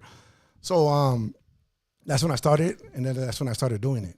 You know what I'm saying? I put a couple of videos on YouTube at first, you know what I'm saying? And had everybody in that place fucking following me, you know what I'm saying? Had all that shit, subscribing and all that shit. So that's when I converted to do TikToks. So my first TikTok videos, I'm actually saying, what's up, YouTube? Serio. Hey, Boo Boo, this is the guy right here who brought me up. And then he dropped me. He said, American Cholo ain't Chicano. Now I see why he say what he was. So talk to us. What? You don't know. Me and Michael have a little history together, fool. Shit. He was supporting me, and then he said, but it all started with the Tiger thing.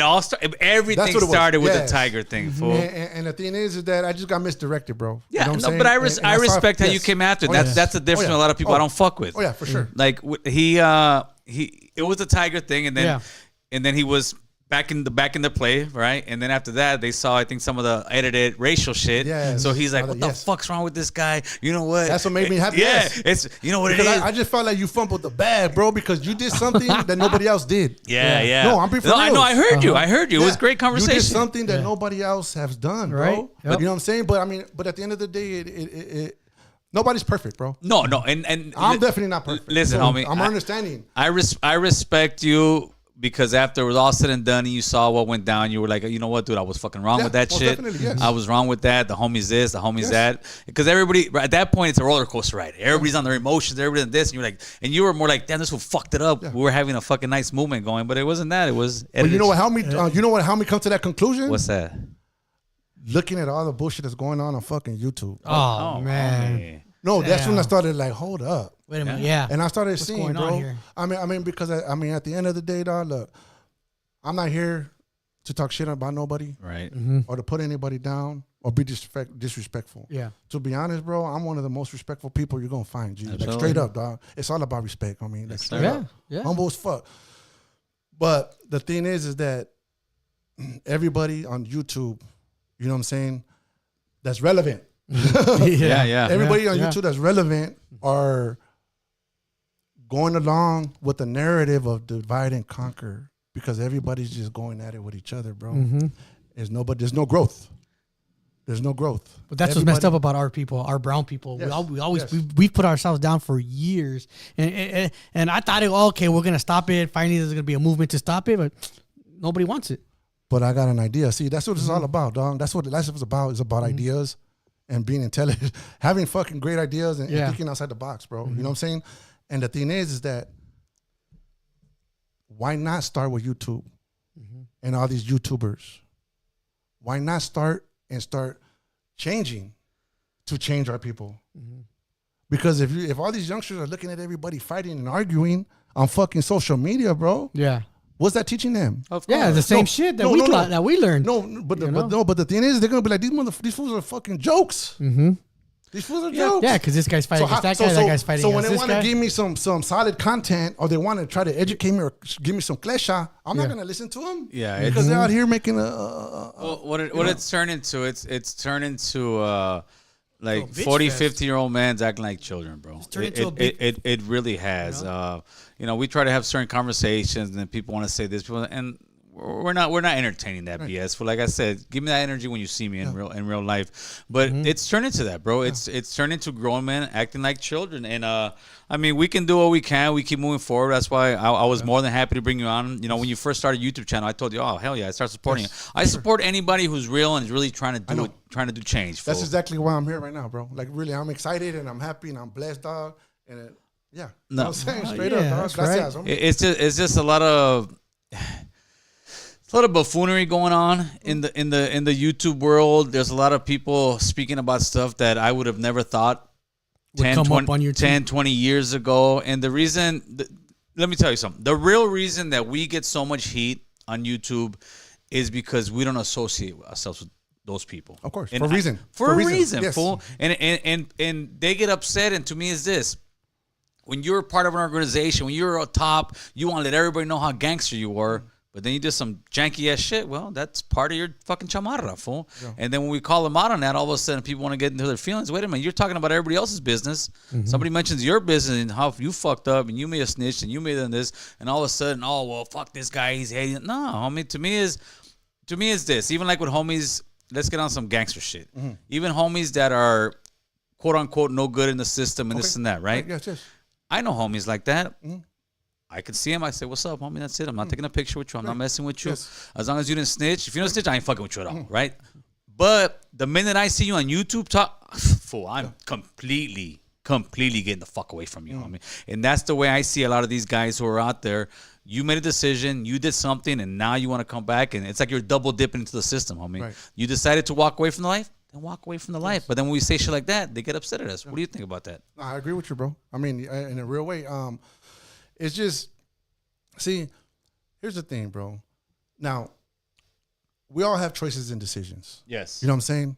But you got to be able to step outside the box and look at the big picture. If you look around, bro, and if you look around YouTube, and you look at all the other fucking razas, all the other people, and they got millions and millions of fucking subscribers, and they're doing big-ass things. I mean, we're over here fighting over peanuts, bro. Absolutely. We're fighting over all day long. It's like, come on, dog. Get 500 subscribers and then talk shit. Yeah. No, real shit. Like, come on, I hear you. bro. Like we gotta Build your elevate platform ourselves. first. See, the thing is that we gotta start changing our mindset, because at the end of the day, everything is perception. Everything is how you look at things. That's how life is. It's how you view it, bro. You know what I'm saying? So if you see it for what it is, instead of making another Chicano podcast your op, or however you guys want to say it, make another podcast that has big things, you know what I'm saying? And put your mind and your vision to achieve big things for us, dog. Well, that's you know what I say. I say this, fool. Instead of worrying about what I'm doing and trying to push back on what I'm doing, if you can do better, get your money, fool. Yes. Get your money. But unfortunately, that's not what it is. What brings the views is the drama. Yeah, the brings more the you grow, views. and when we do our shit shooting back, we take our shit down right away, fool. I don't leave it out there. I don't want people coming to my channel and seeing all that bullshit. Members only, you want to see it, go ahead, homie. But to me, the guy who keeps screaming, that guy's no good, that guy's is the guy who's usually the piece of shit. Right. You know, I don't need to sit there and keep trying to knock somebody down, because you see where I'm at, homie. We're still in the neighborhood. Yes. We're in North Hollywood, homie. We ain't gone nowhere. We're doing our thing. And I just saw the police right by right now. I saw them when I got here. So let's we got 2 super chats. One from before Joey Knuckles, a little something for the homie, $20 super chat. Appreciate that, Joey. And then we had one more super chat. Hold on. Raider Tommy, Cuba left fellas. What's up, Raider Tommy? 23 months, fucking member, and we're gonna take some phone calls, fool. Callers, call in. Go ahead, but you had all the combo going, homie. Had all the what? All right, guys, let me have Let me see. Let me get some phone calls coming in here.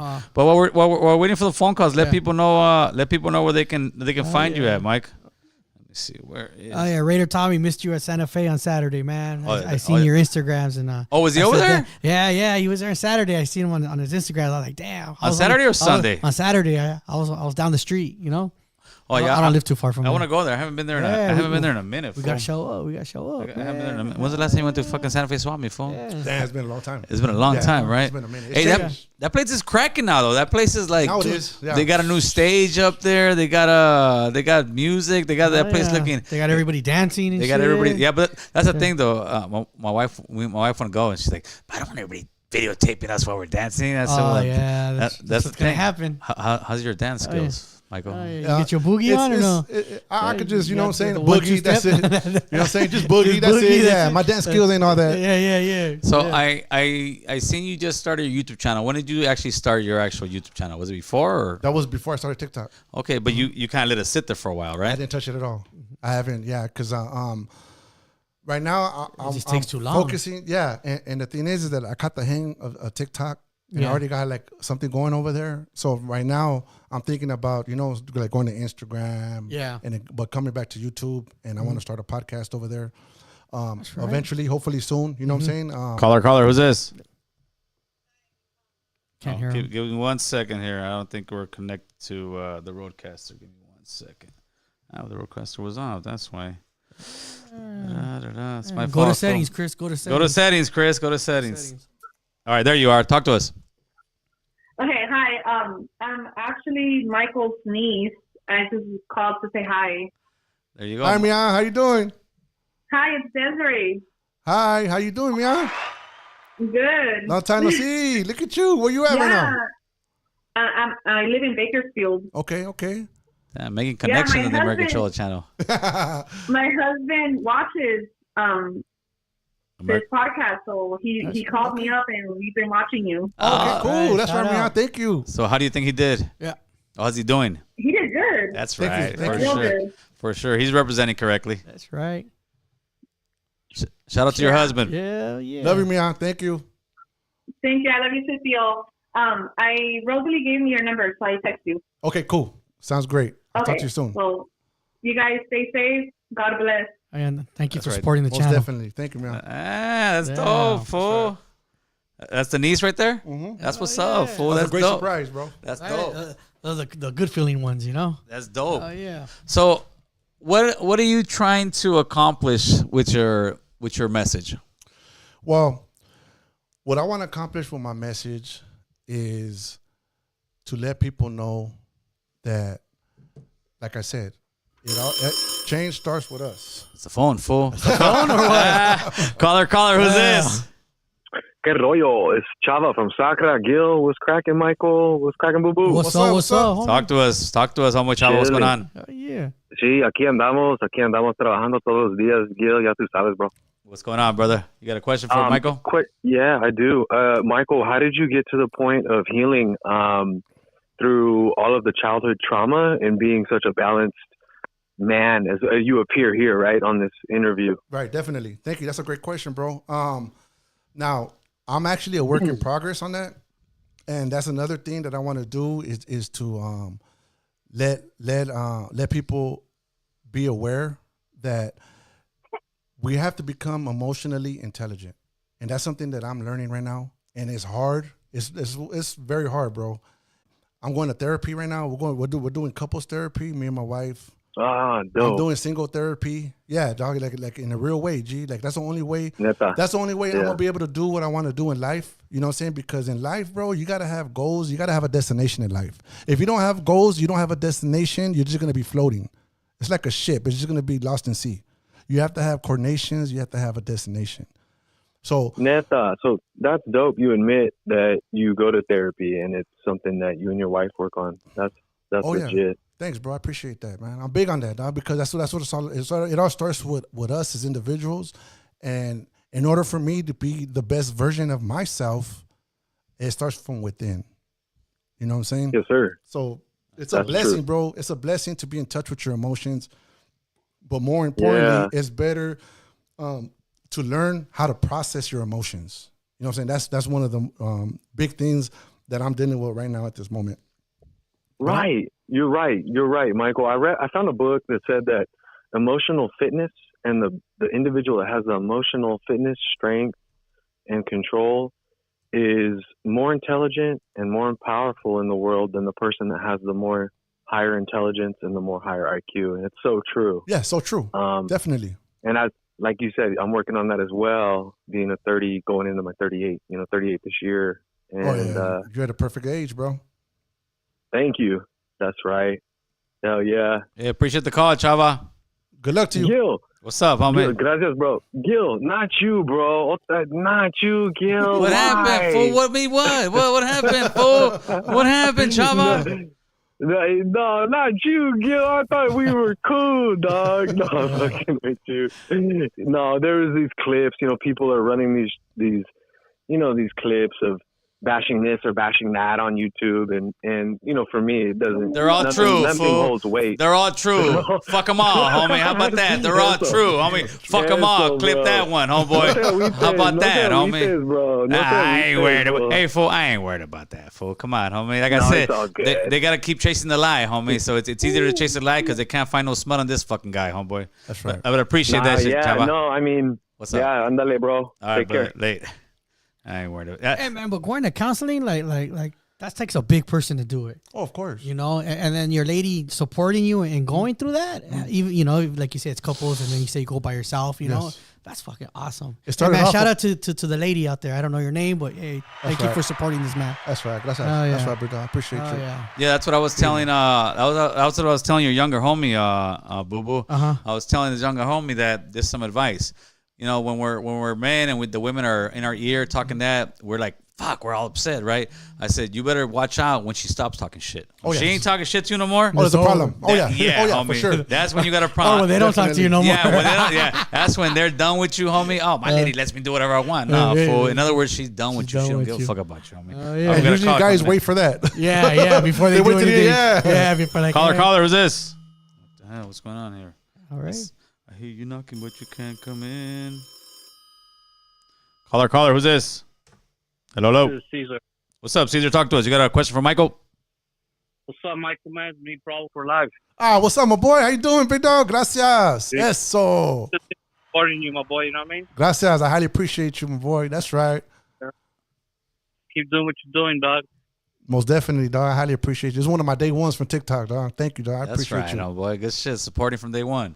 Yes. Yes, sir. I just called to say what's up, you know? I send mine, dog, to you and your family in full. G, thank you, man. All right, my boy. Have a good one. You That's too. right, That's man. right. That's right. You brought your TikTok family over here, carnal. Yeah. Yeah. Hey, TikTok is it's a different realm. Everything Yes, is a little bit different, right? Yes. So, hey, wait, you're a TikToker, fool. What do you think about them trying to ban TikTok, carnal?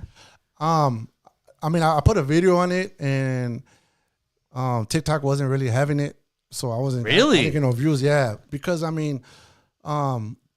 it's a process, bro. Like a lot of people are thinking that TikTok is gonna be done like in a day or two or in a week or it's gonna take a while, bro. It's a long process. And caller, who's this? Hello. Yeah. You're on air, American Cholo. We got Michael in the building. Talk to us. Okay. Hi, Michael. This is Natalie from TikTok. Hi, Natalie. How you doing? How are you? I'm good. Thank you. I just wanted to call and just say, like, I'm so proud of you, of your progress, and like you just got to keep sharing your story because eventually people will like get it, Of course. So thank you. I'm very proud of you and keep going, I just wanted to support you. That's right. I highly appreciate that. Right. Thank you very much. You have a good one. I send mine to you and your family. You too. Right. Oh yeah. Thank you for calling in. Yeah, you're definitely gonna get phone calls to do other interviews, bro, because it was. You go through the realms. Caller, who's this? Reaching out. What's up? It's Loquita from Still Banging Music. Calling in to show my boy from Little. Loquita, what's up? Thank you. Know me? That's right. Hey, so when you already know me, a midget, we got nothing but love and respect for you. Most definitely. So salute to you, homie. Keep doing the positive, Let me give you a shout out real quick. For those of you guys that don't know, this is Loquita from Still Banging Music. She's a rap artist. Okay. That's right. Yup. Okay, we might have to get her in here, homeboy. Right. For sure. Hey, appreciate the call. Thank you, Loquita. Yeah, no problem. Send my love and respects to you. You already know. Back at you.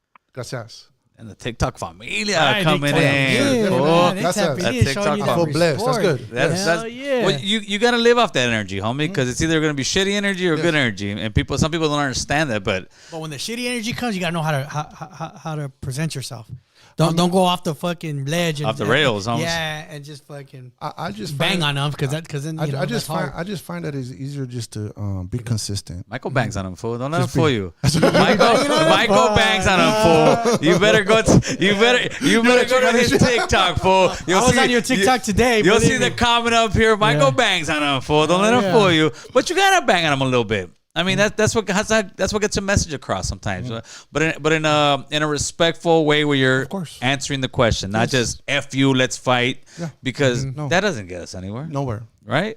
And it actually gets my my page blocked, banned. Yeah. They've been reporting a lot over there. Really? You know what's worse is. Well, TikTok, I actually had to push back on all of them, bro, because now I kind of use TikTok and I kind of use TikTok and Instagram just to promote the channel. Right, got you. Smart, yes. Because I was trying to bang on those things like I do on YouTube. Yes. Yeah. It's not the same. No. Each platform is different, bro. Each platform is and that's one thing I'm trying to do right here with TikTok. It's a different hood. Yeah, for sure. It's a different hood, and you got to kind of learn how they work.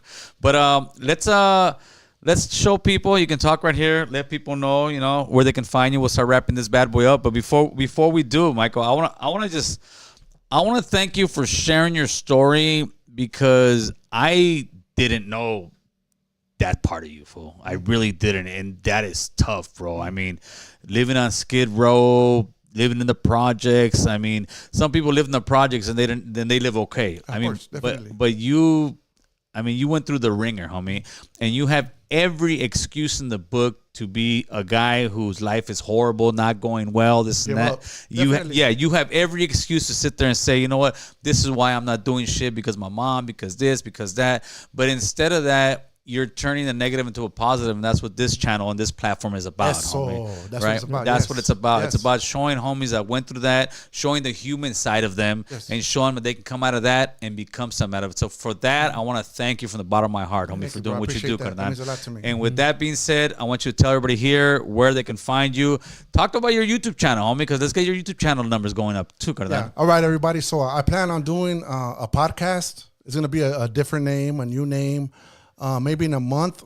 Or probably like about 8 weeks, I'll be doing a podcast. I'm gonna be doing it right here on YouTube. Hopefully, these gentlemen can put me up on game a little bit. 100%. That's right. He sure will. But so it's gonna be on Michael Thunderhawk on YouTube. You could also reach me at TikTok.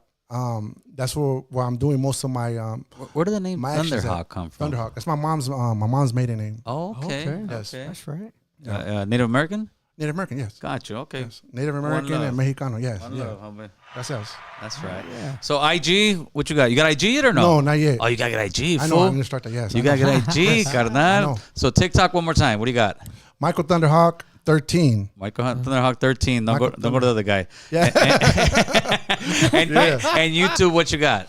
Just Michael Thunderhawk. You just leave a message on this stream right here, and we'll make sure to pin it. That way everybody can find it. Yeah. Boo Boo, what you got, homeboy? Not much. That's it, man. This was a great interview. Thank you for coming in. Thank you for bro. supporting us, just like we support you. Most definitely. Great story, man. Right. Great story. And yeah, dude. Yeah, you thinking about writing a book anytime soon? Oh yeah, for sure. Definitely. Yeah, yes. you got to, man. All right, with that, hey, Michael, appreciate you, homie. Muchas gracias. One love. With that being said, people, we appreciate you guys opening up your home to us, opening up your car to us, maybe even your tent or a box. Who knows where you're at in life, but what Michael showed us here is that you can come from the straight gutter, homie, and make it all the way to American Cholo, Playboy. With that, tomorrow we'll be live, 6:30. We got the homeboy Young Beef's comedy coming in to talk about his new book, about his struggle and all that good stuff. With that, we're out, people. Appreciate you guys. One love. That's right. And we're done.